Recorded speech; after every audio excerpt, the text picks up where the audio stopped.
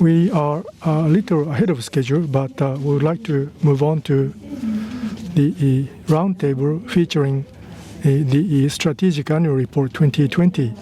The moderator is the president of the Institute, Kenichiro SASAE.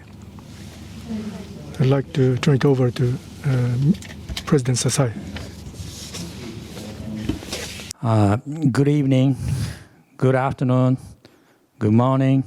I don't say good night, but it's a great pleasure to moderate these discussions around JIIA's annual strategic report of year 2020. I welcome all of you, and so let me begin by introduce the participants of this panel. First of all, Dr. Akihiko Tanaka, sitting on my left. He is president of National Graduate Institute for Policy Studies and also senior adjunct fellow of JIIA. And also, I have Thierry de Montbrial, our French friend. Are you there? Okay, all right. He is the executive chairman of French Institute of International Relations. And then we have an Asian friend, Ambassador Birahari Koshikan, chairman, Middle East Institute, National University of Singapore, former ambassador, and a former vice foreign minister of Singapore. And I have Charles Lake, sitting on my left. He's the president of AFLAC International. And then I have Dr. Shi In-hon, professor of Renmin University of China. Welcome. And also I have Dr. James CRABTREE, associate professor of practice, Lee Kuan Yew School of Public Policy, National University of Singapore. He's also executive director designate WIWS Asia. Welcome all of you. Now, let me begin by introducing the upshot of this annual strategic report. I hope you have read it, at least summary part. If you haven't, that's also okay, and we could discuss. And but for the sake of the interest of the audience, let me introduce some salient points of this report. I will use the PowerPoints. Ichika-san, you got the PowerPoints? This is the cover page. This year's theme is focusing on Indo-Pacific of today and tomorrow. Transformation of the strategic landscape and international response. The first round of this dialogue, we focus on international liberal order. Is it possible to build international order based on free, fair, and transparent rules? This time, we have focused on this region because there is a dynamic shift of landscape, a strategic landscape. So it's very much focused theme this year. So let me explain or go through some of the observations touched in this report. The first, it is obvious the most important phenomena, dynamic movement, was manifested by this intensification of U.S.-China confrontation and strategic competition. Tensions was pretty, high in military and security affairs dimensions. Both China and the United States exchanged their operations, especially in the maritime domain. There is increasing concern and tensions around us. And number two, both competed for dominance in advanced technology and supply chains, and narratives on the coronavirus response accentuated all this competition and even confrontation. We saw all these, words exchanged over the Pacific Oceans, like Wuhan or coronavirus, or wolf warrior diplomacy and so forth. And then we have a crisis of multilateralism and dysfunctions of international institutions. American unilateralism, bilateralism, and American first approach, it was very much, coming into the scene, and there was obviously Chinese counter-reaction to that. And there is obvious move from China to take advantage of this confrontation to expand its own influence in the international institutions. Now, Chinese influence is expanding through increasingly, authoritarian and assertive policy amid the pandemic. This led to growing support for the visions of rules-based, free and open Indo-Pacific. And also this significant strengthening of Quad cooperation, as was mentioned by Foreign Minister Motegi a moment ago. And there is a growing support, not only from Asian and ASEAN friends, and also from Europe, of course, with some difference of nuances here and there. But there is a general trend of supporting all this free and open Indo-Pacific and even Quads. But at the same time, we note the more inclusive part of the undertaking was seen, and that is a progress in regional cooperation, including in China. This RCEP, and China is also expressing its own interest in TPP in the future. We could debate about this one, why China is not wishing for it. Now, there is a perspective also described in this report, especially now there is a new U.S. Biden administrations starting, and obviously they could be a driving force for climate change or multilateral fora. Cooperation with China for common agenda is possible, and especially American government is keen to promote a climate change agenda, hopefully together with China in the years to come. And all these issues like free trade, or I would say arms control agenda, we could debate. There is some concern and hope and even danger, depending on how you would address. And China has continued military expansions and challenge to the existing international order. And it's not simply the phenomena now developing. It's not a symptom. It's a reality, and it's getting worse. So U.S.-China strategic cooperation will continue and intensify.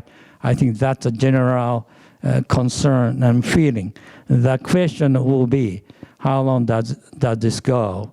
And what is the way out? How should we avoid the war, or should we live with current status without any solutions? We could debate on this point. Now, lastly, Japan's future course. There are 4 elements will be proceeding in parallel. Japan's alliance with the United States would continue to move on, and that is a pivotal basis for Japan's foreign policy. And secondly, there will be review of defense capability and increased effort to stabilize East Asia, and how far and how speedy that will be. That also relates to the strategic environment around Japan, and also Japanese domestic political situations. But at the same time, I think there will be effort on our part to maintain stable and cooperative relations with China. Currently, it is difficult, but I think there is a general consensus that we need China in the region. The question is how we would do it. Now, lastly, our rule-based approach, freedom and democracy in the Pacific through multilateral cooperation with like-minded partners matters. At this moment, we see more support coming from Asian countries, especially ASEAN and European friends. Obviously, there will be debate. The ASEAN nations are all on the same lines, on the same page on these issues. And essentially, you might argue that what the Chinese government will be looking like, and is China going to be changes its own governance? Could it be liberal or whatever? So I think there could be a lot of materials for our own debate today. I will stop here and then ask each participant to speak. I think roughly 7 minutes are allocated to each. When you speak too much, I would try to encourage you to wrap up. Otherwise, you could speak. And then, if you have any questions after that one, we could have discussions among ourselves. And I would guide the debates, but if you'd like to have a specific comment, you could raise your hands, and I could introduce you to the debate. Now, first, I'd like to ask Tanaka-sensei to speak. Well, thank you. Thank you very much, Ambassador SASAE. This year's strategic annual report of JIIA really captures the essence of today's international relations. And Ambassador SASAE has just given us the crystallized version of the detailed analysis made by the annual report. I think I'm going to say much of the same thing in my own words. And as I hope I'm not sounds a bit pedantic, but I would like to focus on two aspects of international politics: structure and process. And in my own view, the structure of competition is becoming more and more apparent, while the process of interaction is becoming murkier and murkier. This is essentially my abstract summary of remarks. First, structure. The structure of international politics has now become quite clear, I think. It is the structure of competition between China and the major liberal democracies. And the major arenas of competitions are, firstly, technology, and secondly, governance system. We see no signs that either China or the US and other liberal democracies will give up technological competition. Thus, technological competition, I think, is structural now. We also see no signs that either China or the liberal democracies give up their governance systems. China appears determined to strengthen its authoritarian political system more and more and try to extend it to include Hong Kong. The US and other liberal democracies would not give up their freedom. Thus, political and ideological governance competition has become structural. And the two arenas of competition are closely connected. For liberal democracies, if they allow China to have overwhelming technological supremacy, they may allow China to intervene in their domestic governance. And the essence of their governance, that is, the freedom of people, may be lost. In order to keep liberty and freedom domestically, therefore, the liberal democracies cannot afford to lose technological competition. On the other hand, the Chinese Communist Party appears determined to compete technologically in order to maintain what it considers to be the legitimacy of the rule of the Communist Party in China. These two components of the current structure of international politics, technological competition and governance competition, may not necessarily lead to a complete decoupling of the global economy. But I think a fair amount of adjustments are needed in the current global supply chains. Yesterday, President Biden signed an executive order to review the global supply chains used by 4 key industries. Challenges for liberal democracies, then, is how to establish reliable supply chains of critical products and materials among themselves and with friendly countries. In contrast to the structure, the process of international interaction is not necessarily fixed or preordained. During the Cold War, we had crises, but we had thaws, we had peaceful coexistence, and we had détente. China and the liberal democracies may be able to find arenas where they can cooperate. As is often said, it is critically important for China and the United States to radically reduce the greenhouse gas emissions if we are to avoid climate change catastrophe.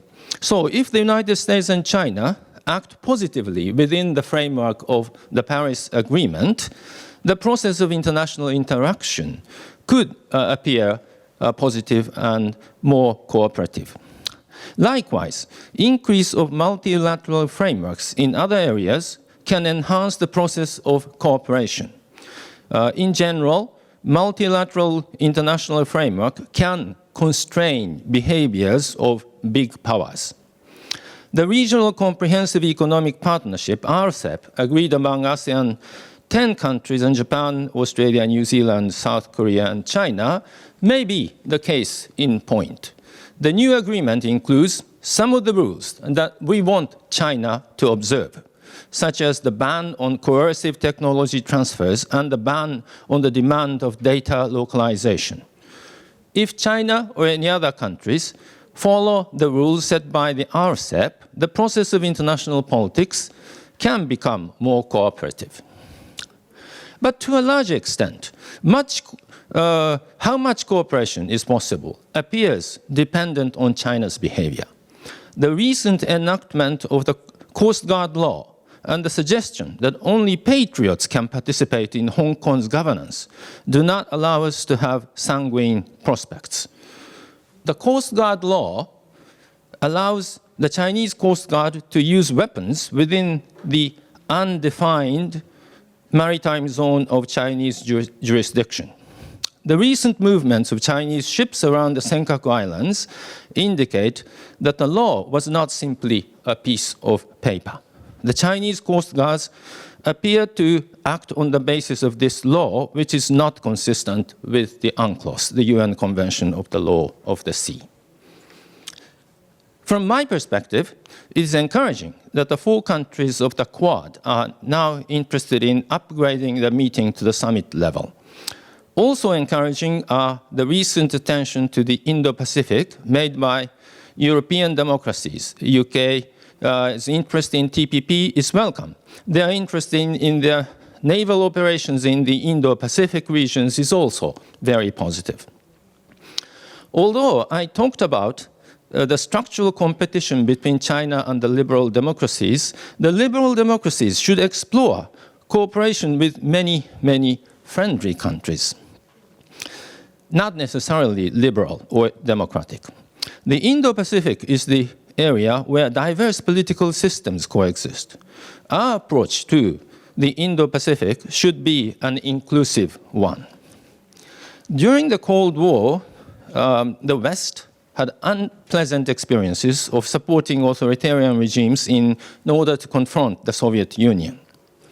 And here, we oppose anti-liberal, anti-democratic, and anti-human rights tendencies anywhere, but we should try our best to prevent potentially friendly countries from drifting toward our adversaries.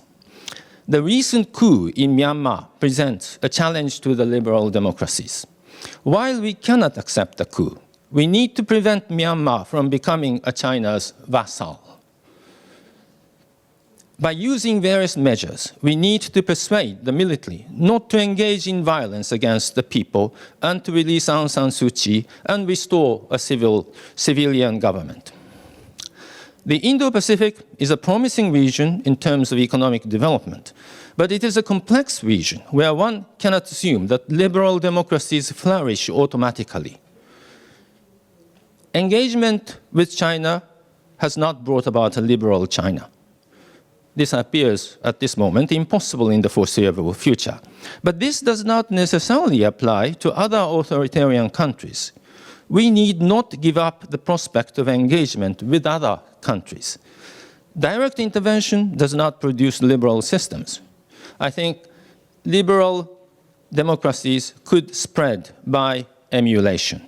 The best way then for the liberal democracies to compete is to make our domestic liberal democratic system to work and deliver.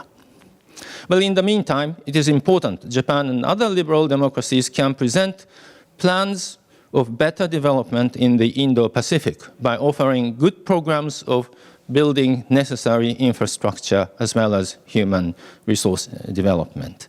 With this, I would like to stop my intervention. Thank you.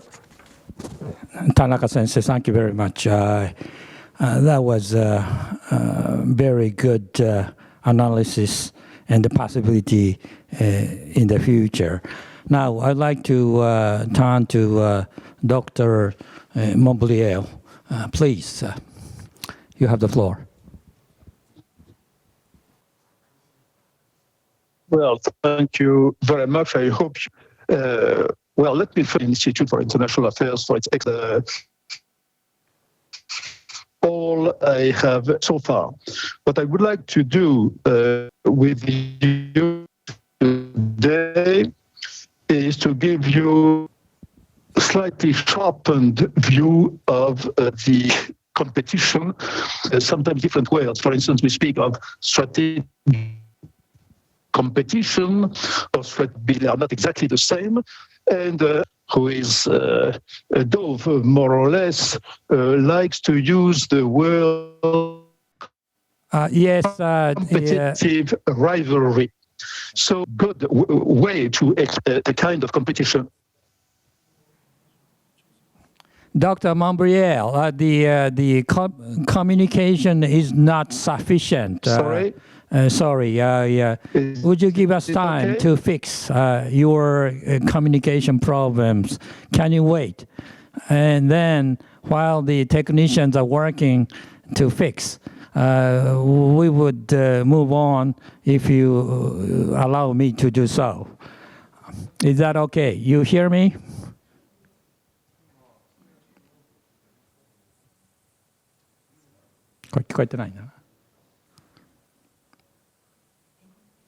Okay. Well, sorry. Then while the technicians are working, I'd like to go to Ambassador Koshikan. Birahali, please. You have the floor. Thank you, Ambassador SASAE. Thank you for inviting me to this important dialogue. I read the summary of your report, and I listened carefully to what Tanaka Sensei had to say, and I largely agree with everything in it. So take what I have to say as kind of footnotes to your report and to Professor Tanaka's remarks. Now, I think the most immediately important geopolitical factor is, of course, a new administration in the US. But we should not exaggerate its significance. For some years now, two fundamental realities have defined the Indo-Pacific strategic landscape. And these realities are, first, a distracted and hence somewhat more transactional America, and second, an assertive China. The COVID-19 pandemic did not alter the basic trajectory of these factors. If anything, it enhanced them and enhanced US-China rivalry. And neither of these factors will change just because there is a new US administration. President Biden's top priorities are domestic. He has to deal with the health and economic impact of the pandemic, and this is as it should be. A robust foreign policy must rest on a sound domestic base. The US has signaled that it wants to work with allies and partners, and this is welcome, of course. Still, make no mistake, this is a more orderly and more polite form of Trump's burden sharing. The US will continue to do what only the US can do in the Indo-Pacific, but friends and partners will be expected to step up to supplement American efforts in the Indo-Pacific while the new administration deals with urgent problems at home and elsewhere. Japan and Australia will have particularly important roles to play in this respect, and I was encouraged by your report on what Japan plans to do in this respect. India has been distracted and somewhat damaged by the pandemic, and we should adjust our expectations accordingly. But even so, India is a permanent factor in the strategic equation that can never be ignored, and we should not do so. It's clear that the US will not shift direction on the core issue of relations with China, and this is an issue on which there is a broad bipartisan consensus in the US. The Biden administration is nevertheless reviewing its approach to China. We will have to wait and see what comes out of this process, but some broad parameters are taking shape. First, the Biden administration does not want to repeat the mistakes of the second Obama administration, which was regarded as weak. Biden has sent a warship through the Taiwan Straits. There was a recent naval exercise involving 2 aircraft carriers in the South China Sea, and the US has reiterated that the Senkaku Islands fall within the ambit of the US-Japan Security Treaty. As Professor Tanaka mentioned, the US wants to reduce dependence on China in certain critical supply chains. Restrictions on technology transfers to China are likely to remain, so will also some trade restrictions remain. And this is a domain in which the US will expect full cooperation of allies and partners. At the same time, the US has also signaled willingness to cooperate with China on areas of mutual interest like climate change. But the devil is in the details. Policy is always a function of personnel and process. And while the early signs are encouraging, we still do not know how the new team will work in practice, how conflicting policy considerations will be managed, and how competition and cooperation will be balanced in relations with China. The domestic political landscape in the US has changed. There is no appetite for a shift of approach on trade, and in particular on multilateral trade agreements like the aborted TPP. This is another symptom of the fact that while the extreme transactionalism that characterized the Trump administration may be ameliorated, it will not disappear. In the Indo-Pacific, trade is strategy. Trade continues to be a serious gap in US policy, which China will exploit to try and split the US from its friends and partners, for example, through professions of interest in joining the CPTPP. Now to China. For China, no less than the US, domestic political considerations are key. China certainly hopes for a more stable relationship with the Biden administration, but China too will not fundamentally shift direction. In July this year, the Chinese Communist Party will celebrate its 100th anniversary. The 20th Chinese Communist Party National Congress will be held in 2022.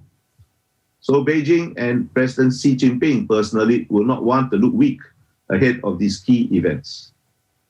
Foreign Minister Wang Yi has demanded the removal of trade and technology restrictions as the price of resetting relations with the US. To my mind, this is a non-starter. To accede to these demands without significant change in Chinese behavior would seriously complicate, if not entirely undermine, congressional support for President Biden's domestic agenda. But Beijing has signaled greater self-reliance and emphasized control rather than openness in its economic policies. Neither will China compromise on its claims in the East and South China Seas, where China's new rules of engagement for its Coast Guard are particularly dangerous. We can expect that China will continue to be assertive in the Taiwan Straits. Now, as a big country, China will always enjoy significant influence. That's a fact. But Chinese behavior is not without cause. It is now clear that Beijing made a strategic mistake by prematurely abandoning Deng Xiaoping's sage policy of hiding capabilities and biding time. Now, once you reveal your capabilities and ambitions, they will not be forgotten. Chinese diplomacy may be able to mitigate the effects of this strategic mistake, but it cannot erase them. And being driven as much or perhaps more by domestic as international considerations, Chinese diplomacy has often been clumsy. Of course, no country will ever shun China, but Chinese behavior has raised anxieties across the Indo-Pacific and indeed globally. Insofar as there is a nascent informal global coalition of countries with concerns about China, this is more due to Chinese than American policies. Now, a final point. North Korea has not figured very much so far in the new administration's pronouncements, but it is always a wild card. Denuclearization of North Korea is a pipe dream. And this is an area where US and Chinese interests converge only to a very limited extent. We should not exaggerate the extent to which they converge. Retention of nuclear weapons is an existential issue to Pyongyang. Therefore, denuclearization in effect means regime change, and that is not in Chinese interests. In my view, to Beijing, a nuclear-armed North Korea is the lesser evil than to see a fellow communist country fall, to have regime change in a fellow communist country. So a nuclear-armed North Korea has to be dealt with by deterrence.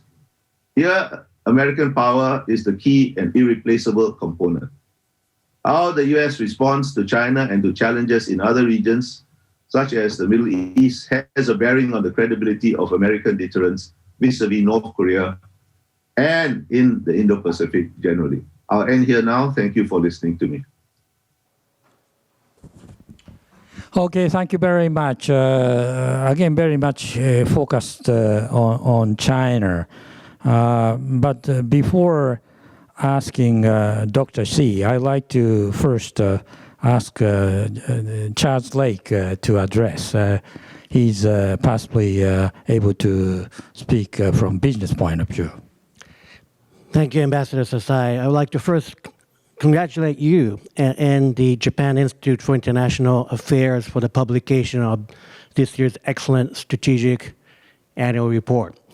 This report is the type of high-quality analysis that you would expect from an institution that was named top think tank in the world. This is an impressive recognition. Congratulations again, Ambassador SASAE. I believe that JIIA report highlights some very important themes. I fully agree that the US-China strategic competition is intensifying in all areas, from military and security affairs, in advanced technologies and supply chains, regarding narratives on COVID-19 responses. Despite these developments, the serious dysfunction experienced at international institutions, the crisis of multilateralism is taking place, and the challenge calls for a renewed global response. In this regard, it is important for Japan to continue to promote the rule of law and the progress of freedom and democracy in the Indo-Pacific region in coordination with the United States and other alliance partners. For my initial remarks, I would like to discuss these ideas as an American business person who has been deeply involved in Asia-Pacific and in international financial markets.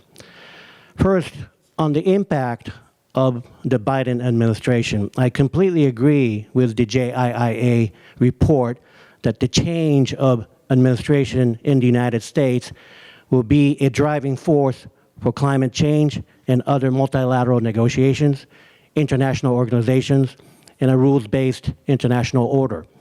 I agree that the United States' relations with NATO and other allies are expected to strengthen, as demonstrated by recent meetings between President Biden and other leaders of the alliance partners, and the outcome of the G7 summit. A well-known saying in Washington is, "People are policy." This holds true for the Biden administration. his policy priorities are reflected in his high-level appointments. First, it is worth noting that the president himself has deep foreign policy experience as a former chair of the U.S. Senate Committee on Foreign Relations and as a former vice president. The appointment of experienced diplomats and foreign policy veterans such as Secretary of State Antony Blinken, National Security Advisor Jake Sullivan, and Deputy Secretary of State designate Wendy Sherman signals a strong priority on reinforcing alliances and showing international leadership. The president has also appointed former Secretary of State John Kerry to serve as his climate envoy, which demonstrates that the president intends to elevate climate policy to the highest levels of the government and international engagement. With respect to Asia policy, Ambassador Kurt Campbell, who will serve as Indo-Pacific coordinator, a new position that the president created in the White House.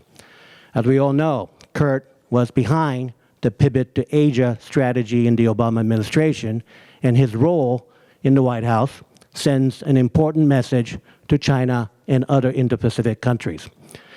As the JIIA report points out, the new U.S. administration is inheriting global issues involving advanced technology, economic decoupling, supply chain fragmentation, and export controls. My sense of the Washington policy community and many American business leaders is that they agree with the findings in the JIIA report. This is, as long as China continues its military expansion and its challenges to the existing international order, which are the root causes of the U.S.-China conflict, the strategic confrontation between the United States and China will continue, and the possibility of further escalation cannot be ruled out. A new economic order built with transparency and predictability in mind is necessary to address the concerns of many global companies, U.S., European, Asia-Pacific. In this regard, I believe that the Comprehensive and Progressive Agreement on the Trans-Pacific Partnership, TPP-11, should be expanded, rebranded, and that TPP countries should engage other countries, including the United States. In order for the CPTPP to remain at the highest level of global trade framework, it should expand into digital governance, supply chain resilience, and foreign investment screening. It should evolve into a global framework that goes beyond the Pacific region, both geographically and in terms of discipline. Leveraging the CPTPP framework and strengthening the WTO, World Trade Organization, can play an important role in Indo-Pacific policy. With respect to global economic rulemaking, I believe that the business community and global companies are playing an important role to address global agenda issues such as climate and social issues. In the context of ESG, or environment, social, and governance issues, and more broadly, towards a greater focus on stakeholder capitalism in international financial and capital markets, and critical transformation is indeed taking place.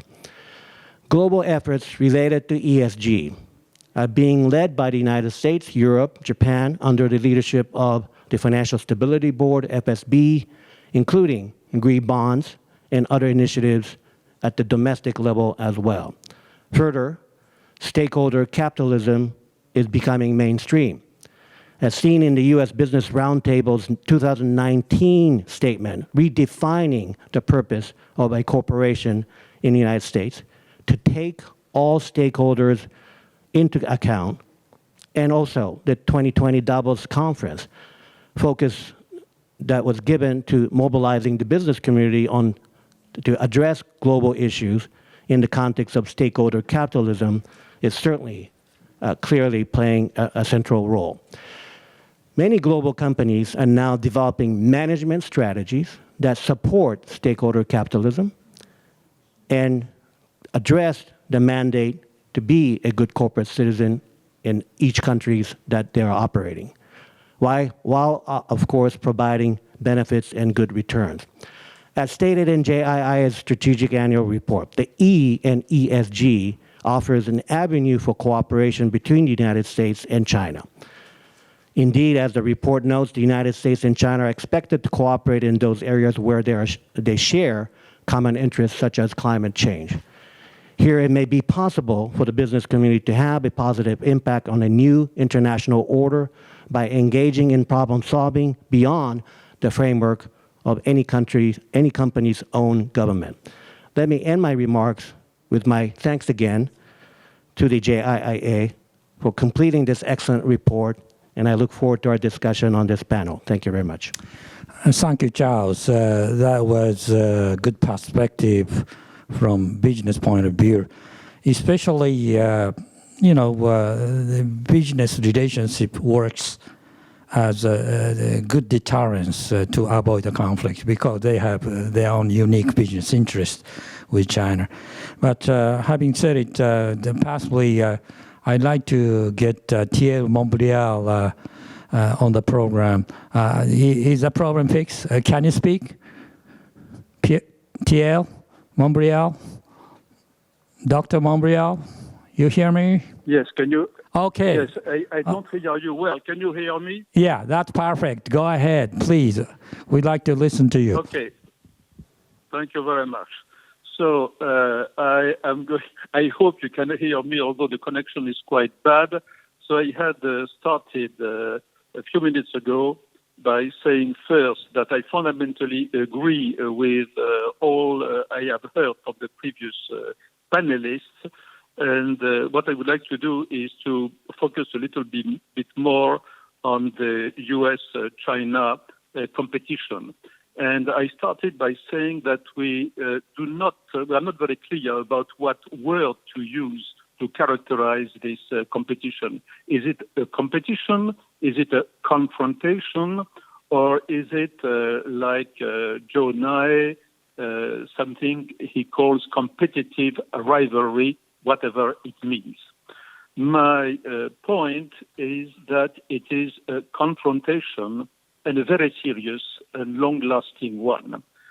In my judgment, China has a clear goal, and that goal is to be the number one power in the world in 49, that is for the 100th anniversary of Mao Zedong's victory in Beijing. And here, I think it's important to see that for China, it is a revenge against what they call the humiliation, the 19th century, the humiliation by the Europeans and the United States in those times. And China has missed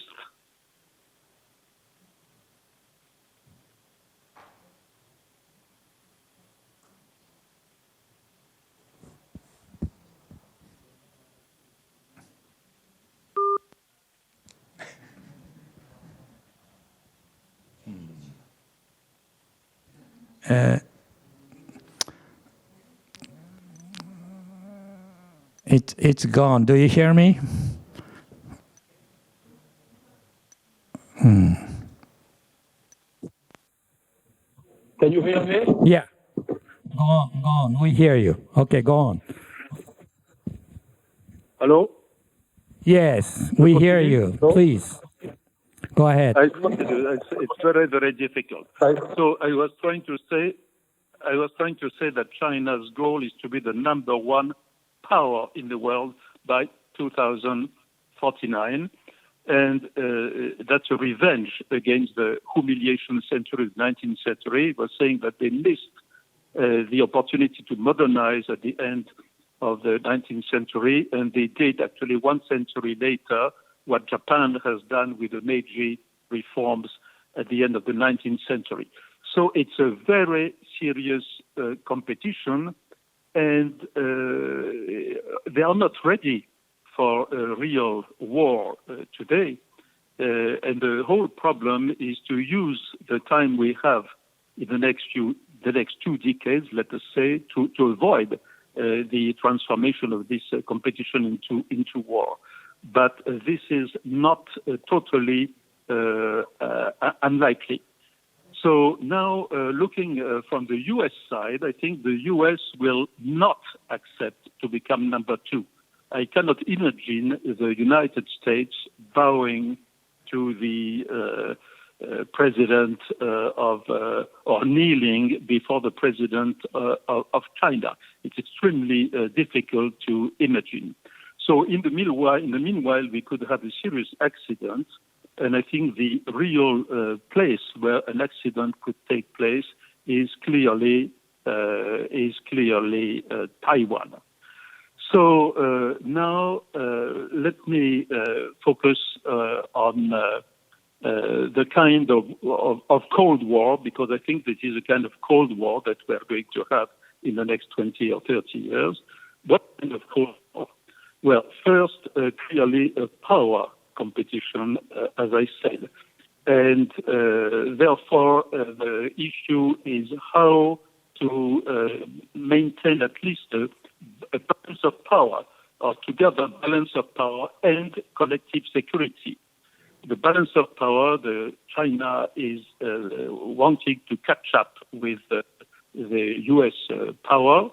And in terms of collective security, I think it's too early to speak of collective security because the basic institutions of collective security do not exist between China and the U.S., for instance, arms control in a wide sense.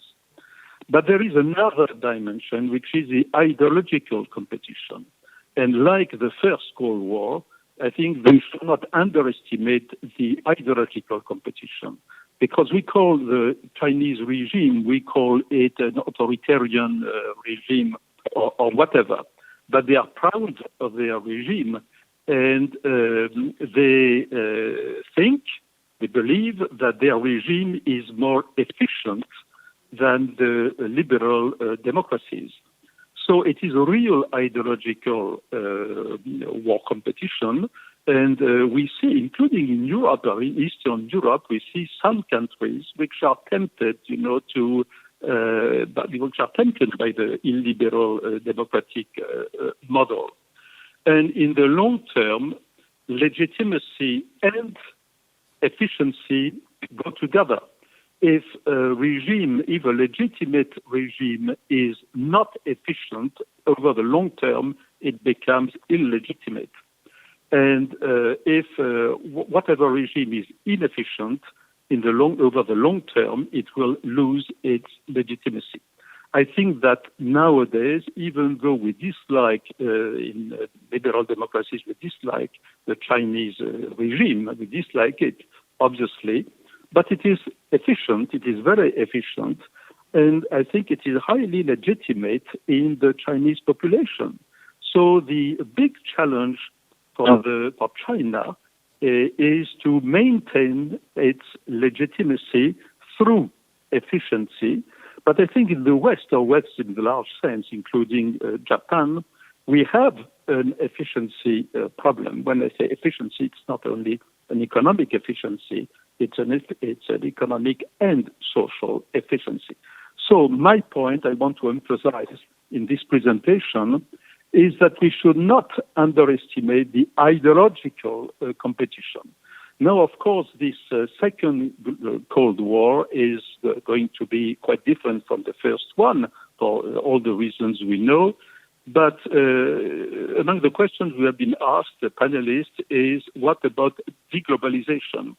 I think that globalization is likely to continue, as the previous speakers said, but there will be some degree of deglobalization, if only because of the security supply chains issue that has been mentioned several times.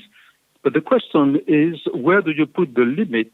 How do we define exactly in technology or economic matters, how do we define exactly what we mean by security? Because if you look, for instance, at pharmaceutical goods, the shortage of pharmaceutical supplies is clearly a security problem, as we saw with the pandemic.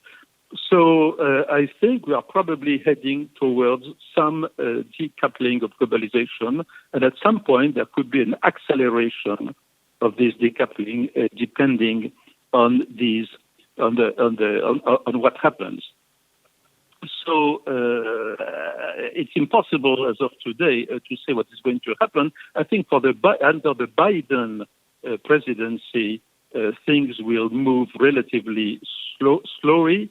But don't forget that Trumpism is not dead. If there had not been the pandemic, it's very likely that Trump would have been re-elected. So there is also a possibility for the United States in the next few years to be tougher and tougher, precisely because, I repeat, they do not want to lose their status.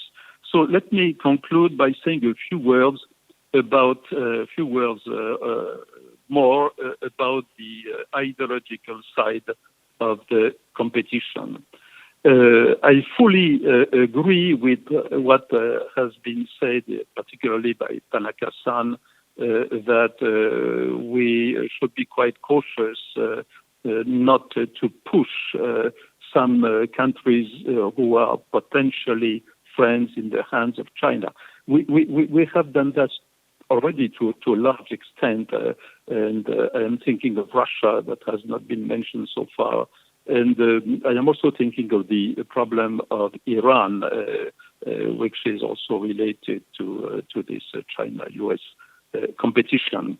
But I think the Indo-Pacific concept is a very good one, because there is a possibility to strengthen our values together, our shared experiences, cultural exchanges of all kinds, even though there are a number of different cultures, indeed, in this region. So it's important to find a good balance in this competition with our value, to avoid both an offensive approach, which could be counterproductive, and also too defensive approach, which would only show that we are uncomfortable with our own values. So my final point is to say that there is indeed a great common interest between, I'm thinking particularly about the Europeans, Europe, and Asia, East Asia, ASEAN countries, to get closer to one another, because all of us would like to avoid the central competition transforming into a real war between the US and China. And also we do not want to be forced into the hands of either the United States and to be totally vassals, to use that expression, of the United States, or of course of China. Even though if we were totally forced, we would probably choose, most certainly choose for many of us, the United States. So I will stop here, hoping that what I have said was perceivable by you in Japan in particular. Thank you very much. Thank you, TL, for the European perspective, especially the last one you said. We shouldn't be too much offensive or too much defensive. I mean, and I understand Europe doesn't want to get caught somewhere between and be too much rivalry, but at the same time, you don't want to contribute to one-party dominance. But I'd like to ask our Chinese friend, Professor Xi, to take the floor. Thank you for coming out. Thank you for your patience. You hear a lot about China, but this is not a China session, so you could speak something else, of course. But please, go ahead. Thank you, Chair. And it's my great pleasure to be here with so many distinguished scholars. I would like to title my short talk as A Chronology of China-US Rivalry, and with the subtitle, The Development of the Dynamics During More Than a Decade. Chronology began with year 2008.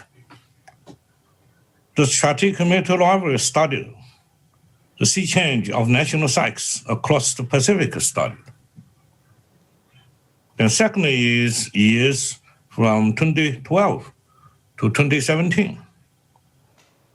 And drastic changes of domestic political situation in China and the United States were there. The bipolar, the American first versus resurgence of China's national greatness became increasingly prominent. And one found great reinforcements of dynamics for rivalry, competition, and confrontation at almost all fronts. Now, within the time framework, 2012, 2017, the years 2015 to 2017 were most critical because Made in China 2025 plus constitutional revision in China.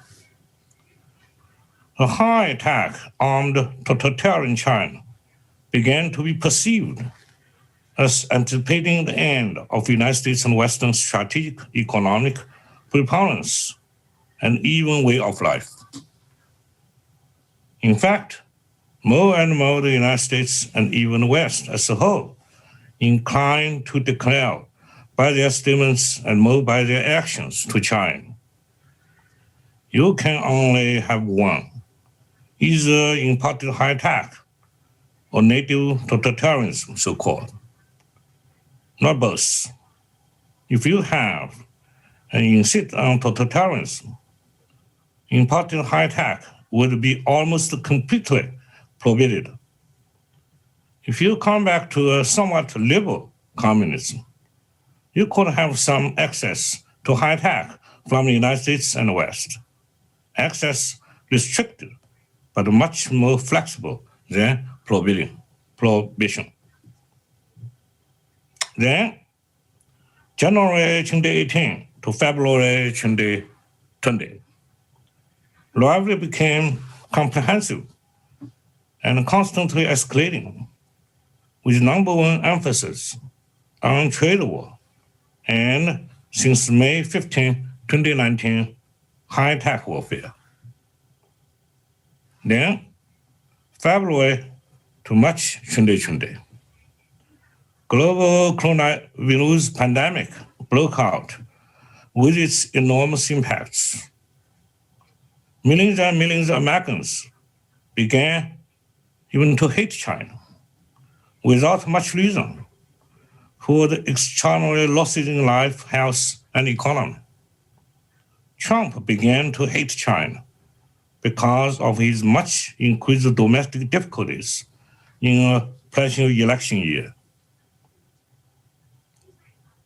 And China launched a great portion in the world of the domestic pandemic had been fought back and controlled, pushing for a leading role in the world in terms of domestic legitimacy, ideological influences, and the leadership of global governance.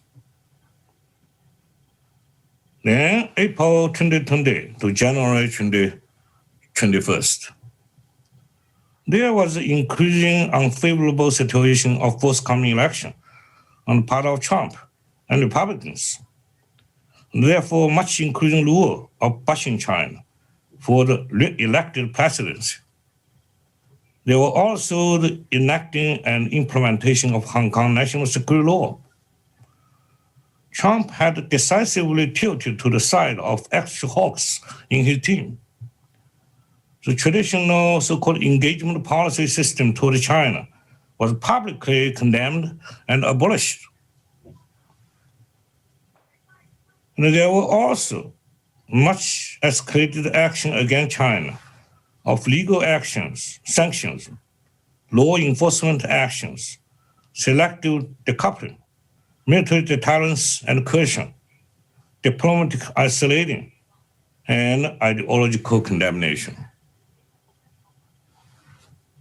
the extremists went to extreme. The so-called pattern shoots were shot by the Trump administration on Xinjiang, Taiwan, high-tech decoupling. Then second part of our talk. Now turn to the situation since January 2021 under the Biden administration. There was a plantation of the general policy toward China at the planned period by Biden administration, especially what declared by White House spokeswoman Jen Psaki on January 25th as so-called strategic patience, which I believe are familiar to almost everyone here. This declaration has been confirmed by various statements from Biden administration since then. And as they suggest, in a period, the Biden administration will not pay heed at large to the so-called soft elements in the most numerous public messages the Chinese government sent to it. The administration, in the first place, will appease and persuade, both partially, congressional radical Democrats, mainstream Republicans, and populist Republicans, while persuade and appease, also both partially, allies in European continent, and discuss policies toward China within the administration by an all-agency approach. Moreover, the strategic patience during the shaping of that, in my words, triple coordinations, also means the Biden administration will be waiting for a while, so-called softening behavior in practice in a few major points on the Chinese side, which should be regarded as not quite likely. When it paid heed of these triple coordinations achieved at large, its posture will probably quite tough. The extent of cooperation and so-called normal competition will be defined quite limited, and conditions for them will be set in the most part quite harsh. Moreover, Secretary of State Tony Blinken defined U.S.-China relations as a mixture of, first, in his words, adversaries, second, competition, and third, cooperation. In January 27, what about the cooperation? And I would like to quote Kyoto's report, January 28th.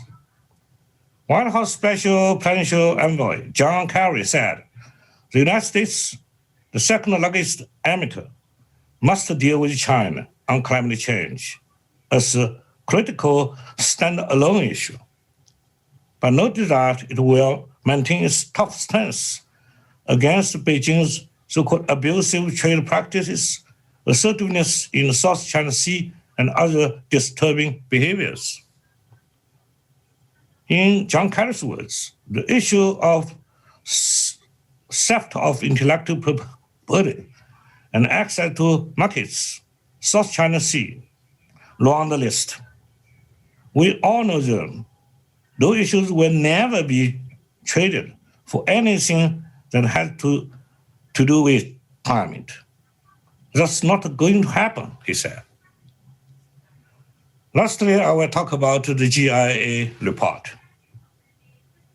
As to JIIA Strategic Annual Report 2020, the analytical description of the general situation is hardly to be questioned in any major way. Really, as it said, quote, the year 2020 was characterized by the intensification of US-China confrontation and strategic competition in all areas, from military and security affairs, as well as dominance in advanced technology and supply chains, to narratives on coronavirus responses. Amid this confrontation, the rules-based international order faced even more severe challenges, with some reservation to the statement's simplification. It could also be agreed that China has been moving to expand its influence through increasingly authoritarian and assertive domestic international policies, and its responses to the pandemic. However, as to Japan's policy response suggested by the report, one can only see a seeming complete consensus without divergence within JIIA, a situation not quite likely in consideration of the complex challenges Japan faces. And also, I think that there is a sharp self-contradiction that on one hand, the report suggests should maintain and develop cooperation between China and Japan. But on the other hand, the report strongly advocate the strategic and high-tech and other rivalry and against China. This is self-contradictory. Finally, the statements that progress was also made in a regional cooperation framework that include China with the signing of the RCEP could be questioned with sophistication. As to RCEP, the inevitable skepticism lies in that. How will be the real prospect that RCEP could escalate China's trade relations around the region in consideration all the already existing advantages created by free trade pacts of ASEAN +1, ASEAN +3, the escalating version of China-Singapore Free Trade Agreement, and so forth? How will be the real prospect of China's reforms of domestic economic system and trade practices when China's domestic centralizing power has become nearly complete? Finally, what about RCEP when two of its major member states, Australia and Japan, have quite bad political and strategic relations, to say the least, with China? And this is my question and my reservation. Thank you for your attention. Thank you, Professor Xi. Very detailed analysis of the recent histories, including the implications of domestic politics of both China and the United States. And before getting into discussion, I'd like to ask, James CRABTREE to speak. Sorry to keep you waiting, please. Welcome back. Thank you very much for having me, and thank you to the fellow panelists. Congratulations to JIIA for its Think Tank of the Year award, and also for the strategic annual report, which I enjoyed reading and didn't really disagree with a word on. My last trip to Tokyo was a few months before the pandemic took the shutters down in the end of 2019, in which I was lucky enough to sit on a panel with SASAE-san. And subsequent to that, I wrote an essay for foreign policy, drawing on some of what I learned in Japan about what I read to be the skepticism about the incoming Biden administration. And I wrote a piece entitled "Biden Has an Asian Credibility Problem," in which I drew together various voices, one of whom was Ambassador Bilahari, who were expressing some public skepticism about how a Biden administration would play in the Asia-Pacific. My sense is that the early weeks and months of the Biden administration has, to some degree, reassured Asian skeptics about the direction in which the Biden administration might go. But I would like to use my brief remarks to highlight three tensions that I think are worth watching, that the Biden administration in particular and its friends are still grappling with as they try and cope with the rise of China. And some of these have already been touched on. The first, on security policy, it seems to me that over the coming year, Biden and other countries like Japan have a tension between breadth and depth of the coalition that they're trying to build with respect to China. We've heard both by the foreign minister and also subsequently discussion of the Quad and the fact that it is operating at a higher and potentially growing level. However, as Tanaka-san said, that is really a function of a response to China and Chinese behavior, particularly by India, which was the country, as Bilahari mentioned, which was dragging its feet on the Quad. India has become more willing to cooperate, but there remains a tension, whether in the Quad or in other configurations, between breadth and depth in trying to think about dealing with China. As Thierry Montbriand said, some configurations have more legitimacy, principally because they are broader, they involve more countries, and there are, as has been mentioned in the report, Germany, France have Indo-Pacific strategies. The United Kingdom is about to launch one. The European Union might launch one. There are an increasing number of countries who are interested to some degree in becoming involved in these security configurations. But the broader they become, the risk is the less effective they become. And so, in a sense, the Biden administration and countries like Japan have to decide what will be the most effective kind of configuration. Is it one that's broad and legitimate, or is it one that is narrower but potentially more effective and able to act more quickly?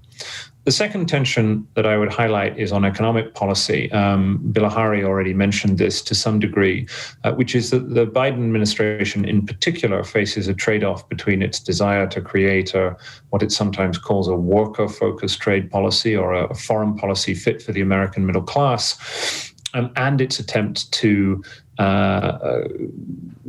create a broader balancing coalition with respect to China, and to rebuild its position of economic leadership. Both in your strategic annual report and other speakers have pointed out that America's economic position in the Asia-Pacific looks very weak at the moment. It's weak because its own economic weight in the region is declining, but also because of its decision not to join the TPP, or indeed anything very much else under the Trump years. There's no wishing away this coalition. The United States has decided, as Bilahari said, that it wants more burden sharing, and that it is no longer willing to pay the domestic cost of the kind of global economic leadership that it took over the 2 decades prior to the financial crisis and during the Obama years.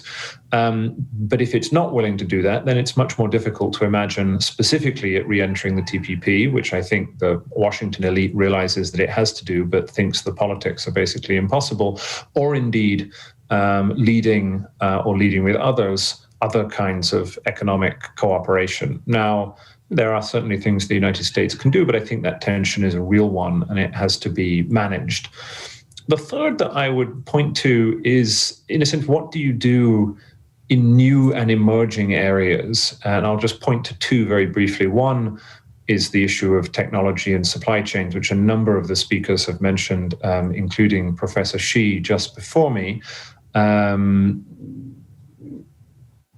Bilahari is correct to say that the issue of technology competition isn't going to go away, but I think it is going to change quite quickly, in particular as the United States begins to spend less time targeting an entity-based approach and more time looking at capabilities, trying to deny China across the board its most advanced technology and trying to bring together a coalition which is willing to do that. But for all involved, for American technology companies and for anyone else who might be part of that, then there are real costs involved in this. And this certainly is one area where US leadership is absolutely critical. I think it's quite hard to imagine the other countries coming together and trying to do the same thing in the absence of the US pushing this. The second that I would mention very briefly in closing is the Indian Ocean. It was one area that I noticed in your strategic annual report, which didn't quite get as much mention as I think perhaps it deserves or is going to come to deserve, namely the Indo part of the free and open Indo-Pacific, which nearly all speakers have mentioned.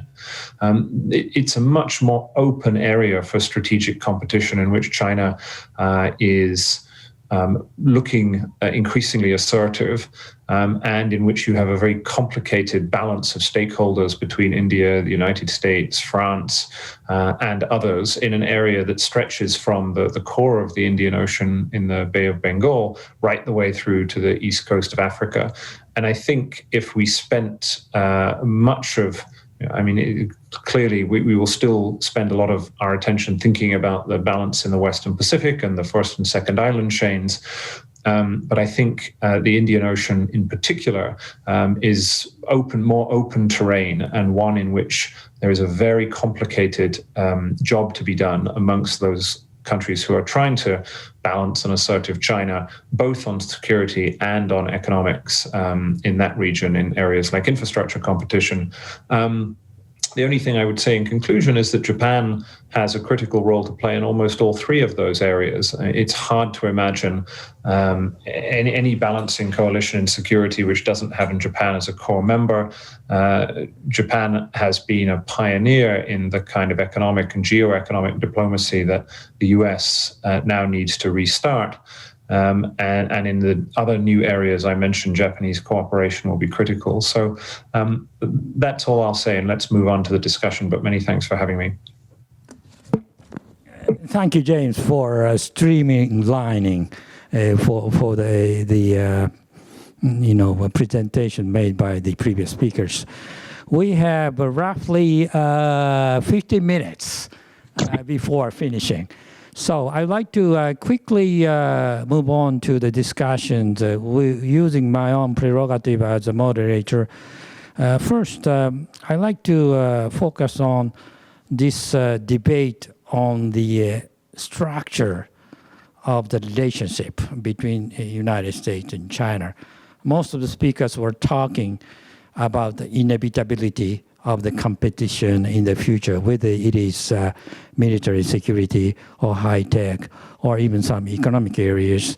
And then there is this talk about the ambitions or the national goals of China and the United States, either one of which is not willing to be number two. Chinese ambition, the US ambition, thus it is a nature of the big power. There could be a continuing competition and confrontations. And then there were these discussions on is there any way and go for the middle. So I would like to focus a bit about what is this middle way, whether is there any way. The one suggestion was made to work on this multilateral exercise institution, including climate change and some others, even strategic issues like Iran and North Korea and so forth. Would that be a good medicine for the moment to soften some of the emotional or ideological, outbursts? We know that there will be continuing process of competition, but there has to be some way to do it. And whether it is, increases of deterrence or whether it is effort to seek reciprocity or whether it is to seek its own values, whether, democracy or Chinese way of governance. I was very much interested in listening to what Professor Xi said about liberal communism. I never heard this before.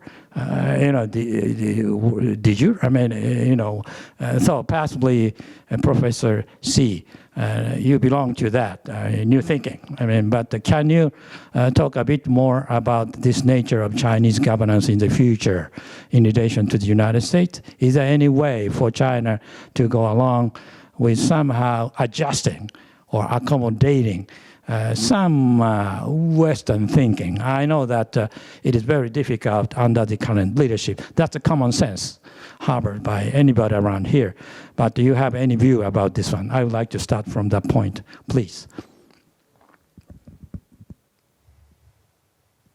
I think that if you look at world history, and I don't think that the so-called liberalism is some Western, creation only, or Western monopoly, because what is liberal?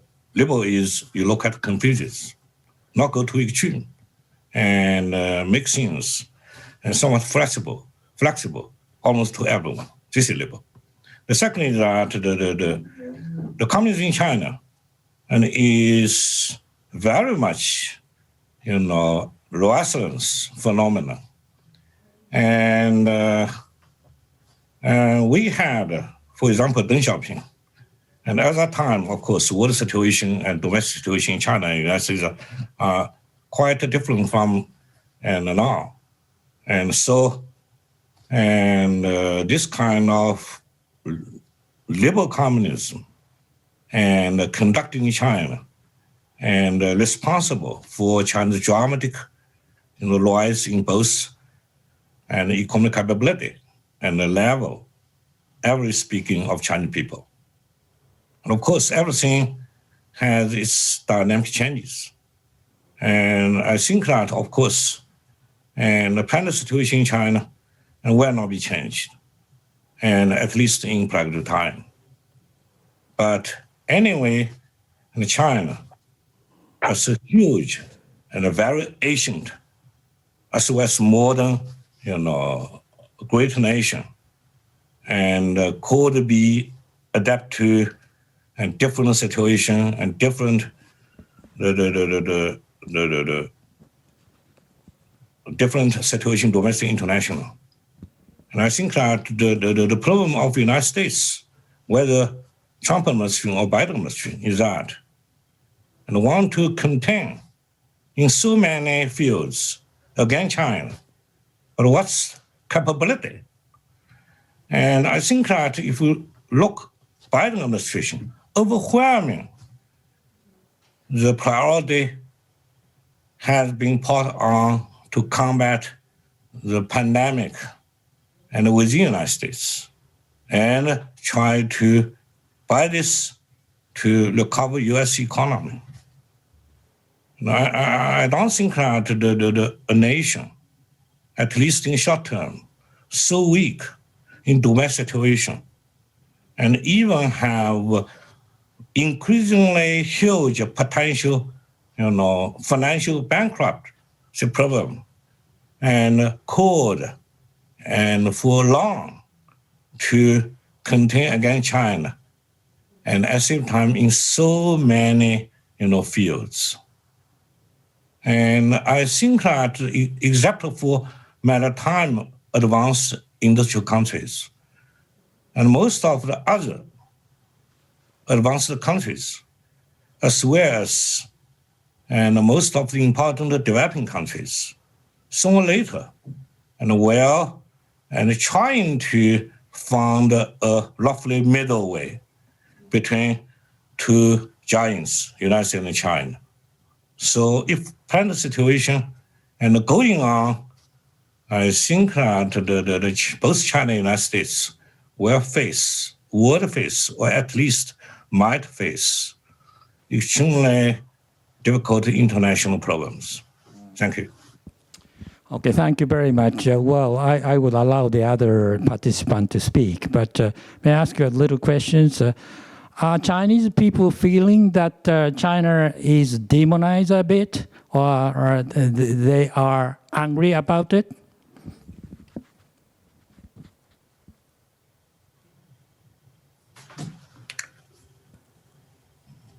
Who answers? Still me? Yeah, asking you. Do you feel that Chinese people are Chinese? I think that you talk about China's ambition. Ambition is a very ambiguous word. If you look at China and the magnitude, both in size and population, and both in China's dramatic increase, growth, what China asked for is not so much, because under present situation, especially the United States and its allies in the Indo-Pacific, permit China have so little so-called strategic rights, normal strategic space, and which is greatly incompatible with China's legitimate, China's national legitimate aspiration. But of course, sometimes operational, and China do too much or do too little. But fundamentally, and for a long term, if you not give China its legitimate and still limited strategic rights and strategic space, now how can you mitigate the dangerous course and go into, even more severe confrontation or even conflict? Thank you very much. Anyone would like to speak on this matter or some others? Okay, please, Tanaka-sensei. Well, I think one issue that we are now confronted with is whether the current China is ready to work within multilateral international frameworks. As I said in my previous intervention, that generally, multilateral frameworks are constraining the behavior of big powers. And oftentimes, big powers don't like multilateral frameworks. And I think we see that pattern in the United States, not just the Trump administration.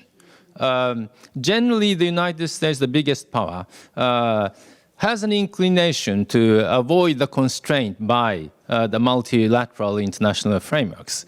I think what was striking in the latter part of the 20th century was that despite this, natural inclination toward unilateral seeking of benefits, the United States, with the Bretton Woods system, GATT, and the United Nations system, and NATO, accept some sort of a self-binding system. Whether China is ready to accept such self-binding within a multilateral system can become a sort of a yardstick with which we can judge whether we could have some cooperative process. China accepted the RCEP, and Mr. Xi Jinping declared its intention to explore the possibility of joining CPTPP. Is China ready to be bound by the multilateral frameworks? If so, we could work with our Chinese counterparts. But I think this somehow is in relation to what Birahari mentioned about the strategic mistake China made.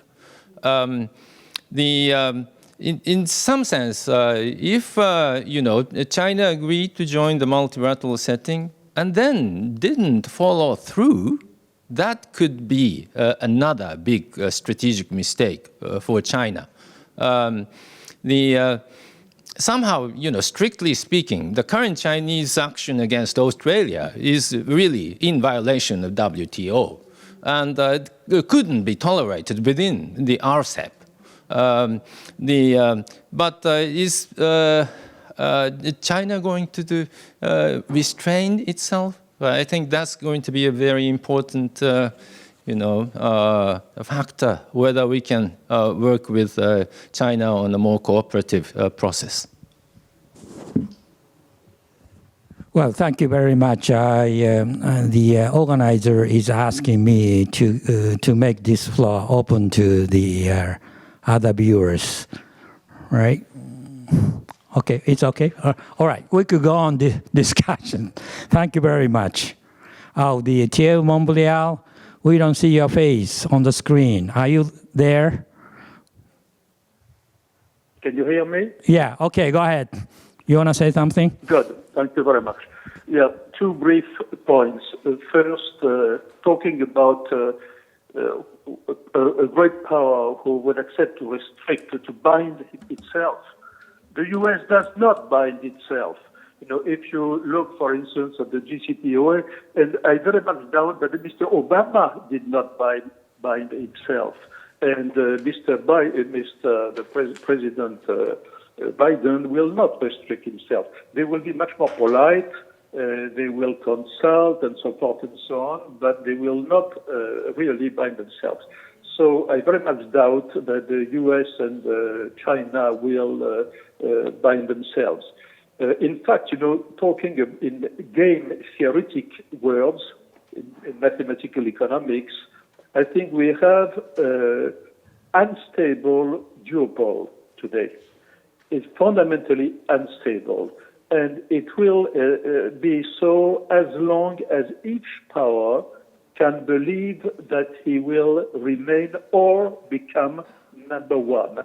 If in the next few years, the two powers realize that that ambition is impossible, that they have to accept that none of them will prevail over the other, then we have a chance to find rules of the game that they would accept.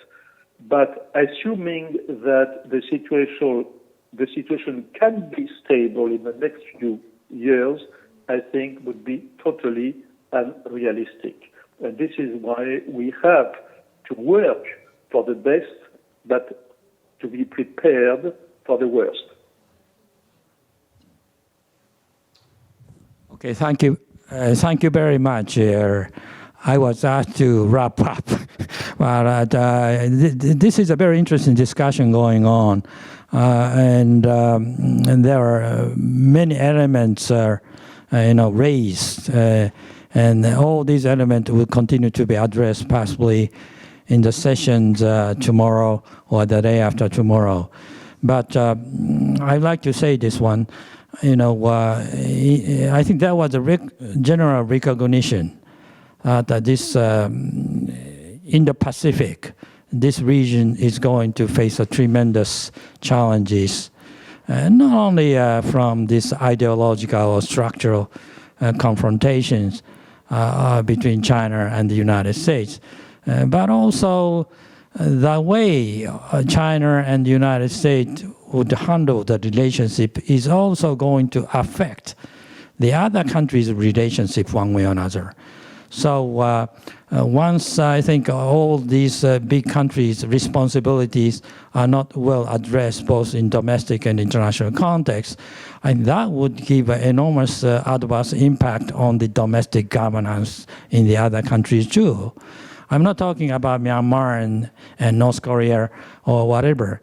It's more germane to the emotional politics, whether it is right or left. And I think in democracy we need to have matured way of ironing the difficulties of positions and views. And that is the strength of democracy. And I hope that the relationship between the United States and China would also follow that path without getting into collision course. I think that's what all the people are hoping for. So the question how we will do it. So we will continue to address this question tomorrow or the day after tomorrow. I try to wrap up, and it's now time. And I want to thank everyone for joining. And if you have a chance to follow this program, I would welcome all of you, and also thank everyone listening to this debate. And I hope that this will be of help in understanding the situations from the different perspective of the participants in the region and beyond the region. Again, thank you very much. And I don't say good night, but have a good lunch or a good dinner. Thank you. Bye now. Thank you. Thank you, everyone.